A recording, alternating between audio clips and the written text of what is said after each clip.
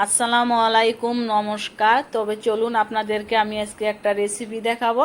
সেটা হলো পাকা চাল কুমড়ো দিয়ে খাসির মাংস ঝোল। তার জন্য আমি কড়াইয়ে তেল দিয়ে দিলাম, পেঁয়াজ কুচি দিলাম, তেজপাতা, হলুদের গুঁড়ো, লঙ্কার গুঁড়ো, আর আগে লঙ্কার গুঁড়ো দিয়ে দিলাম। আগে আমি আদা, রসুন, গরম মশলা, জিরা এগুলো দিয়ে পেস্ট করে রাখছি, সেটাও দিয়ে দিলাম।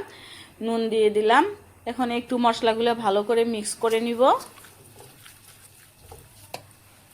মশলাগুলো মিক্স করার পর আমি খাসির মাংসটা এখানে দিয়ে দিলাম।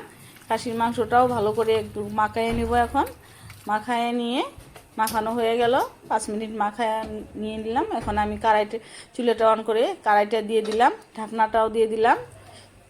এখন দেখেন পাকা কুমড়াটা আমি কেটে রাখছি, সেটা এখন প্রেসারে দিয়ে দিচ্ছি, কারণ হাফ সিদ্ধ করে নিব। প্রেসারে একটা সিটি মেরে নেব, তার জন্যে একটু নুন দিয়ে দিলাম, হলুদের গুঁড়ো, লঙ্কার গুঁড়ো, একটুখানি সরষের তেল দিয়ে দিলাম। এখন একটু ভালো করে মাখায় নেব। এগুলা ভালো করে কুমড়াগুলো মাখায় নিলাম। এখন একটু জল দিয়ে দিলাম।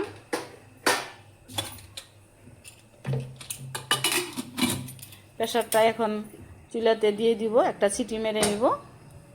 এখন আপনাদেরকে আমি দেখাবো। দেখেন খাসির মাংস যে কষানো করা হয়ে গেল।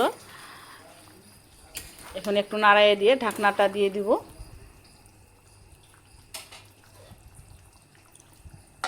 ঢাকনাটা দিয়ে দিলাম। এখন ধরেন কুমড়াটা একটা সিটি মেরে দিল। এখন আমি একটা নামায়ে নিব। এখন এই দেখেন খাসির মাংসটা কষানো হয়ে গেছে।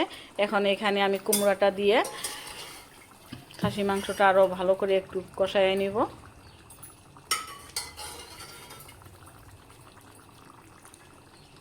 কুমড়াগুলো এখানে দিয়ে দিলাম।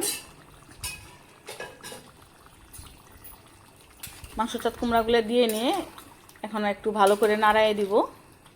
নাড়াচাড়া করে নিয়ে নাড়াচাড়া হয়ে গেল। এখন আবার একটু ঢাকনাটা দিয়ে দিব। ঢাকনাটা একটু দিয়ে দিলাম। এখন 10 মিনিট পরে ঢাকনাটা সরাই দেখেন। এখন আমি যেটা কুমড়োটা সিদ্ধ করে রাখছি, সিদ্ধ করে যেটা দিলাম তরকারিতে, সেই কুমড়ের জলটা আমি এখানে এখন ঝোলের জন্য দিয়ে দিলাম। ঝোলের জন্য দিয়ে দিলাম, একটু নাড়াই দিব। এখন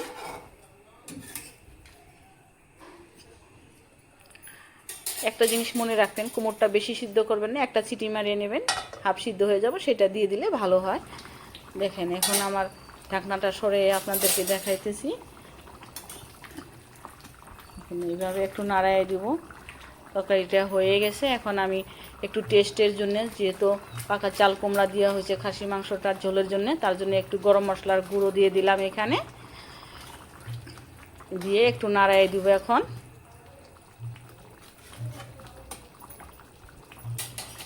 একটু নাড়াই দিলাম। এই ছিল আমার পাকা চাল কুমড়ো দিয়ে খাসির মাংসের ঝোল। আপনাদেরকে বলতেছি ভিডিওটা কীরকম লাগলো। ভালো লাগলে ভিডিওটাকে লাইক করেন, চ্যানেলটাকে সাবস্ক্রাইব করেন, কমেন্ট করেন। ভালো থাকেন, সুস্থ থাকেন। এই ছিল আমার আজকে নতুন একটা রেসিপি।